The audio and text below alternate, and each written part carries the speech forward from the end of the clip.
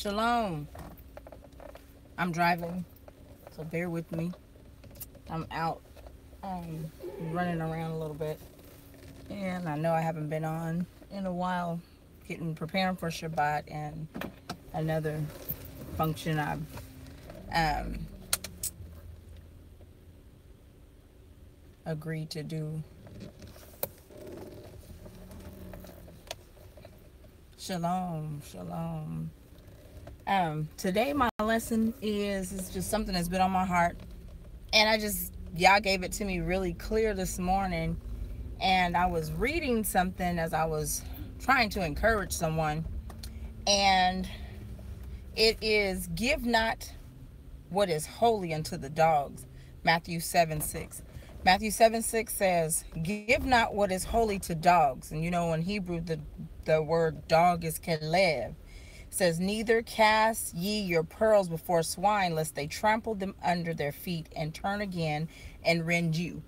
In the Strongs, the Hebrew word kelev, meaning dogs, in a euphemism, it's in a grander scheme of things, Caleb means male prostitutes. And at this time, Yeshua was speaking to a group that he was teaching, and he was, he always was very practical, and he used what was in nature or what was going around in the times to describe what he was teaching. And so we know him saying, cast not your pearls before swine. I don't have my my stand, so I'm winging it today. Cast not your pearls before swine. First, we know that what he's speaking of is your good, and what's good and what is precious. Pearls are precious. They're stones, or they're jewels, and they're considered good. We know that swine and dogs are unclean things, and what he's literally saying is, give not what is holy unto those things that are unclean. And what came to me was, y'all, this is gonna be a doozy today, but I'm gonna get it out. Again, I said, bear with me. I'm gonna do this and try not to run myself into anything. I'll stop in a minute. Give not what is holy to things that are unholy. And we know that, during the season and the new year coming, the Gregorian New Year coming, people are celebrating and, oh, Merry Christmas, oh, Happy New Year, oh, blah, blah, blah, blah, blah.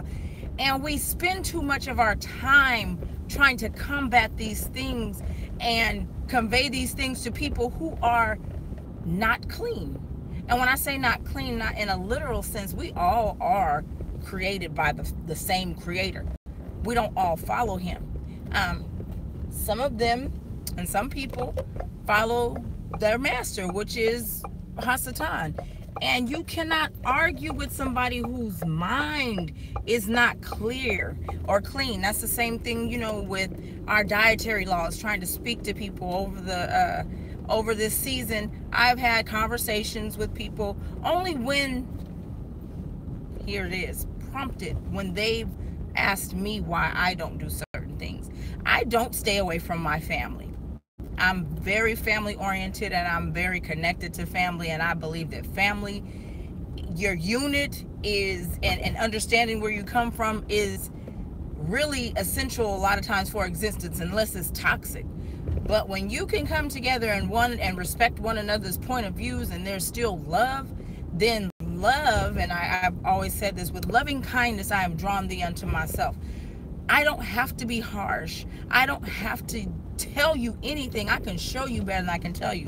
So a lot of times my actions have drawn friends and family members closer to having these conversations with me. You don't ever want to be the person who people see coming and they like, oh shoot, here she come, like, oh Lord, here go Miss Sophia, start closing doors and slamming, because they waiting for the tyrant to come and start talking about, y'all going to hell, you not obeying the laws, statutes, and commandments, you eating pork, you doing this. No, observance. Observing is observation is a far better teacher a lot of the times than your very words, especially when you are fallible. You know, we're not perfect. And there's always something that others can find and tear apart when they're trying to either understand or they're not ready to hear. So a lot of times when I say that I still commune with family, I do this with and through food. I cook and invite people over. Okay, they come and eat at my house, there will be no pork. And when they invite me over to theirs, I tell them I don't eat. And if so happen, don't eat meat, I'll eat all the vegetables as long as they don't have pork or shrimp or things like that in them. And I've noticed something when my girlfriends and I go and we go to restaurants and eat. I've been very grateful for the opportunity of having old friendships and being able to, with my life, minister certain things to them, even in my state of humility right now, because I've been brought very low this season, very, very low. A place where most people don't ever want to even imagine going or having to come from.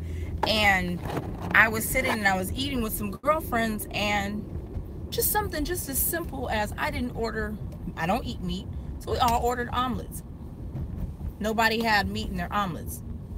I didn't say, hey, y'all don't eat no meat, y'all don't order no meat, y'all don't put no chicken, no fish, or nothing in your meat.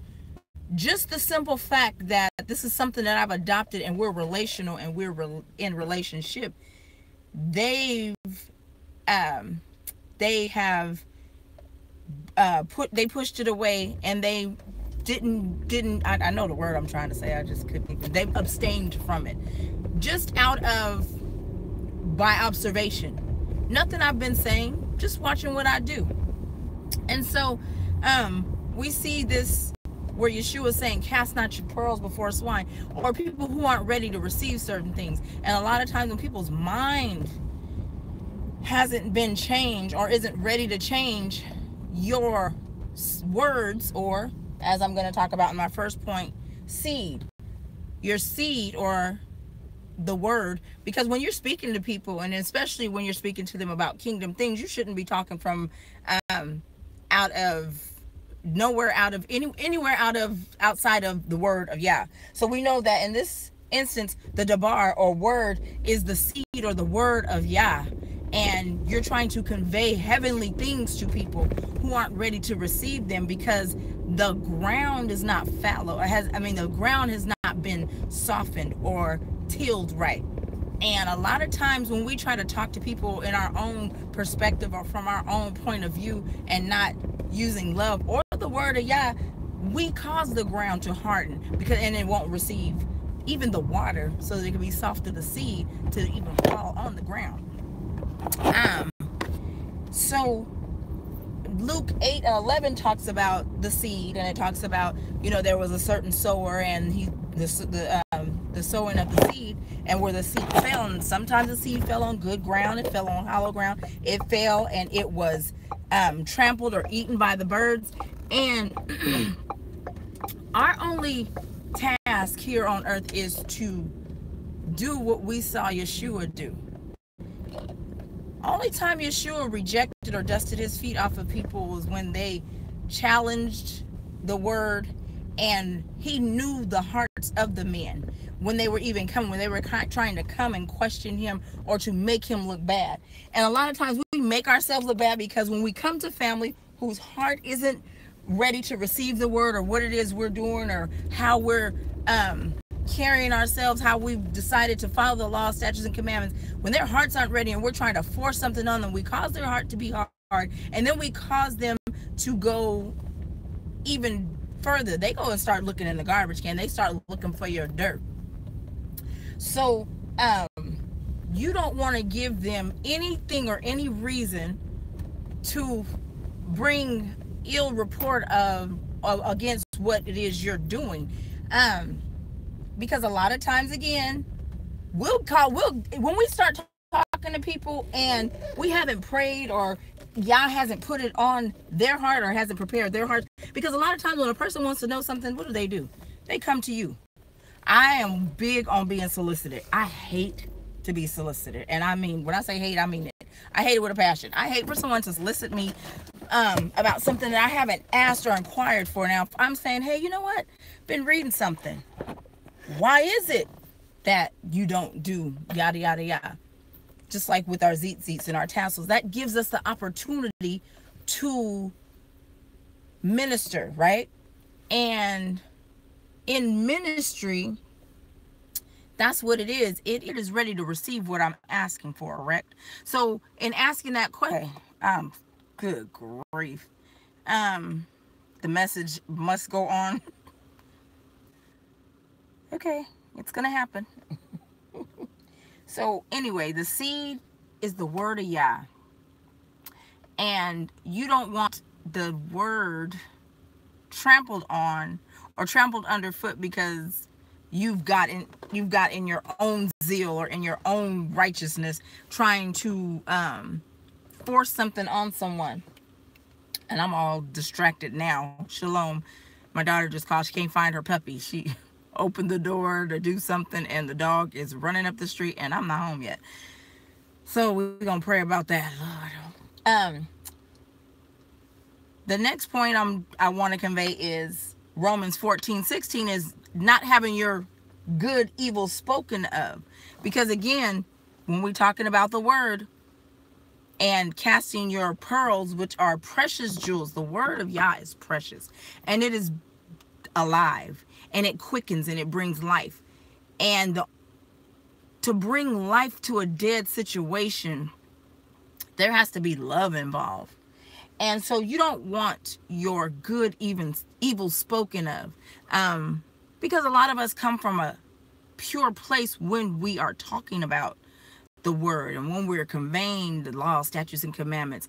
But we forget that sometimes when we're talking to our own family, over familiarity breeds contempt. People can always go back to when they remember when, or they remember when you was, or you used to eat this for 40 years. You did Christmas for 40 years. You such and such and such. Because in my case, that's where I have been in certain instances when I try to convey what is a natural concern, and especially in your own household when the holidays come. Because I had a situation where it was said, oh, well, she's sad because all the other kids in my family that still do participate in the pagan holidays, well, she's sad because everybody's gone and today she can't do this. I said, but we just did Hanukkah and she had 7-8 days of feasting, family activities. So we're going to let this one day, you want me to allow her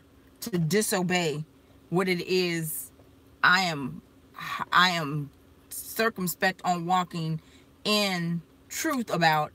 You want me to allow her to break a command because she looks sad? I am held accountable for that. So it'll be an even sadder day if I allow her to disobey. So your good being evil spoken of in the sense where you're trying to make someone whose heart isn't clean and mind hasn't been washed in the word and isn't ready to receive certain things. Sometimes you have to just be quiet and live it out before them. We know also that Yah is the master gardener, and he knows the hearts and the condition of man. And Jeremiah 17:9 says that who can understand the heart? It is deceitful and desperately wicked above all else. People always say, well, I do this Christmas and I know it's not the birth of Jesus. A lot of people say, but God knows my heart. And yes, he does. A lot of times we do things unto ourselves. And so even in ministry, we do it unto ourselves because we want it to be said that we got somebody in the walk, or we converted them, or we made them stop eating pork. And it's not. It is, again, the word, the good word, and the ground is ready to receive the seed that was, or the seed, literally, Debar means what is spoken, that what is spoken in truth, or that what is said, or counsel. Hearts aren't ready for counsel right now. So my lesson and my experience and what I've gotten out of just even this whole season and a lot of other situations that I've been dealing with and going through is Yah knows when people are ready. Certain situations will happen to prepare hearts. In my instance, and I was just sharing with my youngest son because he's 22 and he's the baby, but I do have a 10-year-old. And right now with his sister transitioning, that was his place. That was his safe place. He got to be still the baby. He'd pop up at her house, or he'd come stay over, lay on her couch, see what she cooking, because she cooking for her kids and her husband. And that place where my norm has been disrupted has made my heart tender. And when your heart is tender, you're ready to receive certain things. And so I've been praying, because some mornings are not, they just don't work for me. And I do what I can do a little bit at a time, a minute, second, sometimes a millisecond at a time. And I don't take on more than I can deal with in one day. And so I had to pray. And as I was praying this morning, I was having a bad morning. I said, you know what? Yeah. I used to always say, raising children, I said, you know what? When they wouldn't listen or when they were disobedient, I said, you're not listening to me. Isn't you really not wanting to hear what I have to say? It shows your heart towards the Father, because I've been given to you as a steward of your, I've been given stewardship over your life, and you are telling the Most High that you don't like what he's giving you to, given to you through me, for direction and safety. And so that's the same way with people. They're telling Yah that what he's given them don't work for them, and they still want to do what they want to do. So you have to be okay with that, because in the end, like we talked about, out of the abundance of your heart, your mouth speaks. Out of your actions, your mouth speaks as well. See a lot of people pressing the issue on modesty. And don't get me wrong, modesty is a must. But you can't talk to me about how much you know until I know how much you care. You can't talk to me about what I should look like until I really know you care about me. And a lot of times we always try to deal with the external before we deal with the internal. And the external is evidence of what is going on internally. If a young lady doesn't know how to be modest, it's because that's what's in her heart.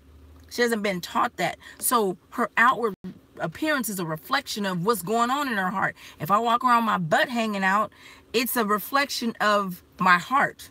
My heart ain't been changed, because yeah, intellectually you might know it's right not to walk around with your butt out or your boobs out, or invading men's space or sitting on men's laps and stuff like that. It's, you don't, the social norm, it don't look right, but in your heart there's something that you're longing for.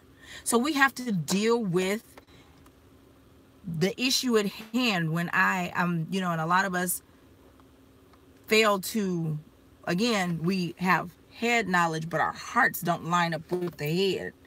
And whenever I've encountered a young lady who's acting a certain way, who's angry, mean, or not modest, it is because there are deeper rooted issues. And again, out of the abundance of your heart, your mouth speaks, and your actions show what's going on in your heart. And Yeshua always dealt with internal things first. Whenever he called somebody to ministry, what did he do to them first? A lot of times when he was ministering, he fed, right? He fed physically and spiritually at the same time. It's been said that your stomach has just as many neurons and nerve receptors as your spinal cord and your brain that sends signals to your brain. So he spoke to the appetite first, and then he was able to speak to the head. And so a lot of us are spending so much time removing ourselves from our family because we feel like, oh, now that I've been given truth or I've been enlightened, I ain't fooling with these people because they want to still do this and they want to do that. Fine.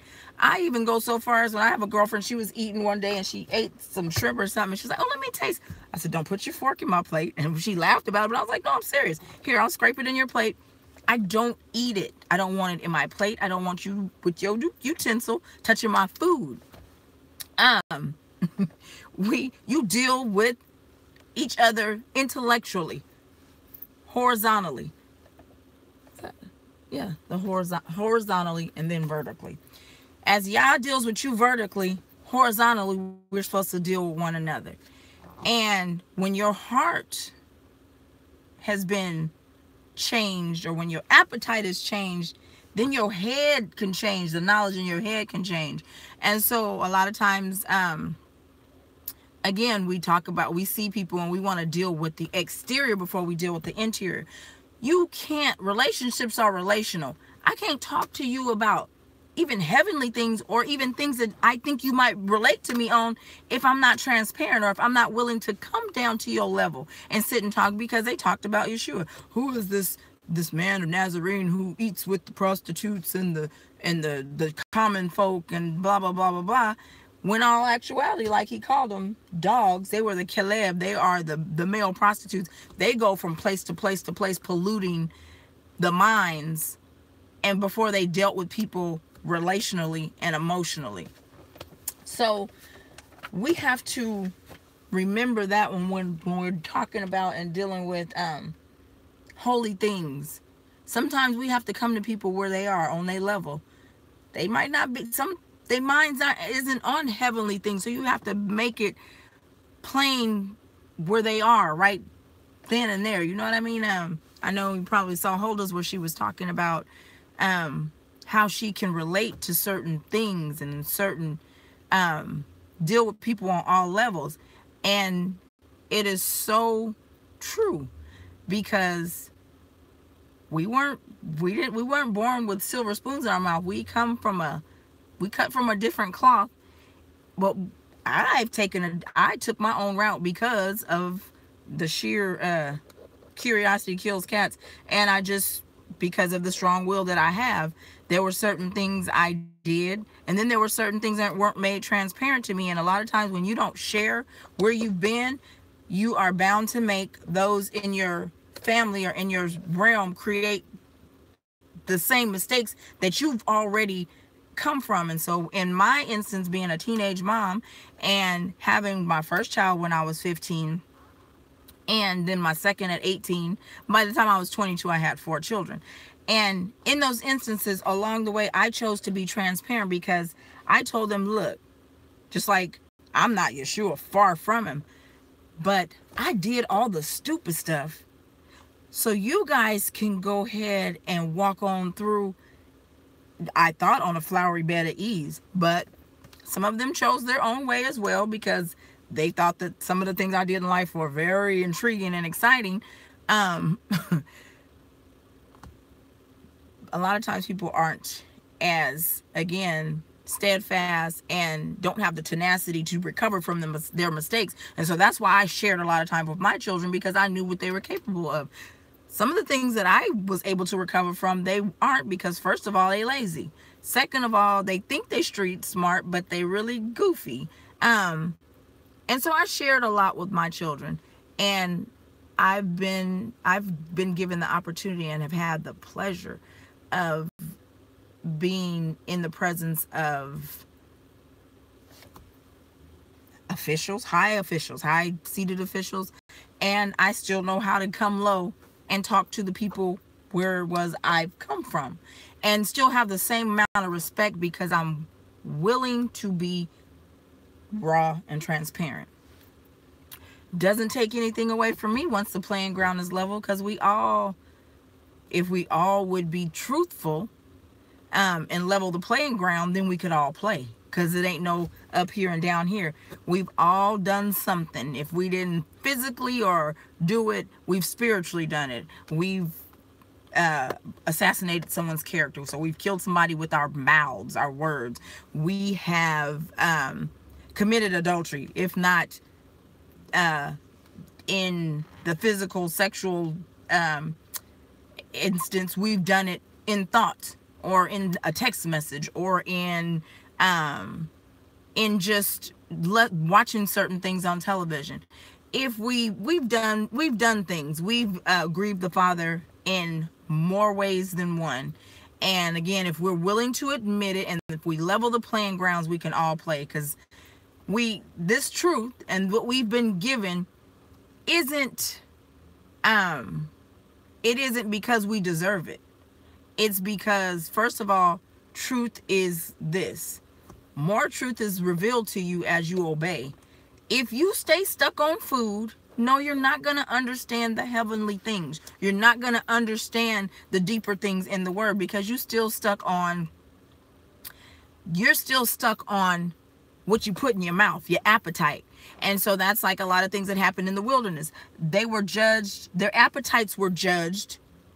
Their appetites judged them. So when they were told to go gather enough quail for the day, what they did was they took an abundance, and then they suffered from it. Here comes my gardener. Excuse me.